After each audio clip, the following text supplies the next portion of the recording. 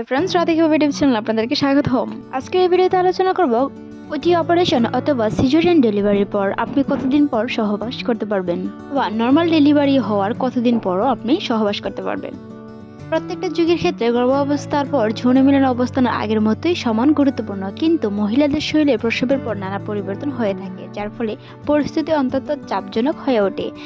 অনেক যুগে আমাদের প্রশ্ন করে থাকেন বাচ্চা হওয়ার কতদিন পর সহবাস করতে পারবেন, বা সিজারিয়ানে কতদিন পর সহবাস করতে পারবেন। এমন প্রশ্নের কয়েকটি আনসার নিয়ে আজকের এই ভিডিওটি। আশা করছি ভিডিওটি মনোযোগ সহকারে দেখবেন। তাই যদি আপনার সবেমাত্র সন্তান হয়ে থাকে অথবা কিছুদিনের ভেতরেই সন্তান হবে, তাহলে প্রসবের পর যৌনতা সম্পর্কে আপনার কয়েকটি বিষয় জানা অত্যন্ত গুরুত্বপূর্ণ, যা আজকের এই ভিডিওর মাধ্যমে তুলে ধরবো। আপনার যে কোনো মনের প্রশ্নের উত্তরে আজকে আমাদের এই ভিডিওটি। তার আগে বলে রাখি, আমাদের চ্যানেলে এরকম অসংখ্য ভিডিও পেতে চ্যানেলটি এখনই সাবস্ক্রাইব করে পাশেই থাকুন।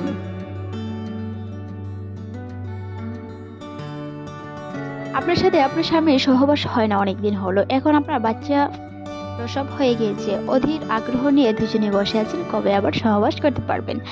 আচ্ছা, জিনিস খেয়াল করেন, সন্তানের জন্মের কতদিন পর থেকে আপনি যৌন মিলন শুরু করতে পারবেন তা নিয়ে ধরাবাঁধার কোনো নিয়ম নেই। তবে চিকিৎসক এবং বিশেষজ্ঞদের মতে নর্মাল বা সিজারিয়ান বা ওটি সর্বত্রই প্রায় 4 থেকে 6 সপ্তাহ ব্যবধানে সহবাস করার পরামর্শ দিয়ে থাকেন, কারণ সন্তান প্রসবের পর একজন মহিলা সাথে যৌন রক্তকরণ, পিরিয়ড টিচার এবং এপিসোডের মতন সমস্যায় ভুগে থাকেন, এবং নিরাময় এবং স্বাভাবিক অবস্থায় ফিরে আসতে প্রায় 1 মাসের মতো সময় লেগে যায়।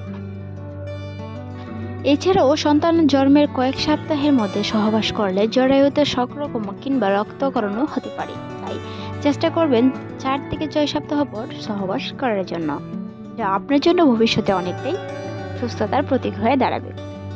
একটি গবেষণায় দেখা গিয়েছে প্রায় 83% মহিলার প্রসবের পর প্রথম 3 মাস যৌন সমস্যার সম্মুখীন হয়ে থাকেন।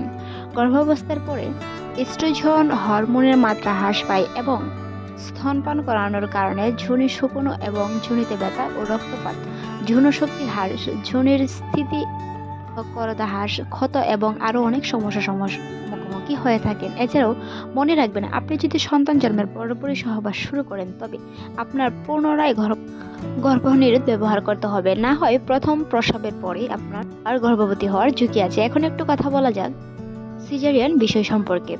যেসব মহিলাদের সন্তান জন্মের ক্ষেত্রে সিজার হয়, তাদের যৌন জীবন ফিরে পেতে একটু সময় লাগে, এবং নর্মাল প্রসবের ক্ষেত্রে যেখানে শরীরের সমস্ত অঙ্গ প্রায় 4 থেকে 6 সপ্তাহের মধ্যে স্বাভাবিক হয়ে যায়, সেখানে সিজারের ক্ষেত্রে একজন মহিলার প্রায় অস্ত্রোপচার, ব্যথা এবং অন্যান্য অসুবিধা থেকে মুক্তি পেতে আরও বেশি সময় লেগে যেতে পারে।